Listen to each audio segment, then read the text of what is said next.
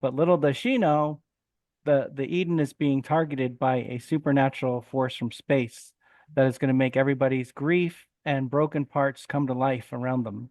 Ooh, wow. So, yeah, it's fun. Creepy and fun. So it's a horror thing, right? Yeah. Yeah, I think I would say, Disclose that. I would say it's horror, but honestly, the first half is horror and then it goes into something else. Okay. I think it has a lot more in common with stories like Contact or Solaris than it does with, most typical horror. And I I think could. that's what a lot of the reviewers are saying is that Mhm. some people get it and they love that last third goes into something very different than most horror. Mhm. Um, but then a lot of the horror fans say, hey, after the first third, there's not a lot of horror and it becomes this like other kind of journey.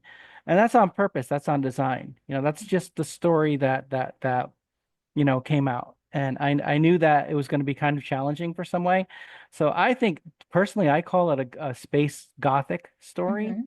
because Mhm. I think it has much more to do with Gothic storytelling, like the lost, the love, and the ghosts, and you're being stuck in a haunted kind of house basically in space. So Mhm. for me, it's more that than like than a horror book, but Yeah, it's a they're, gripping they're thriller, close. I think. Like it Yeah, just doesn't stop until the gets very end. That's so the fun.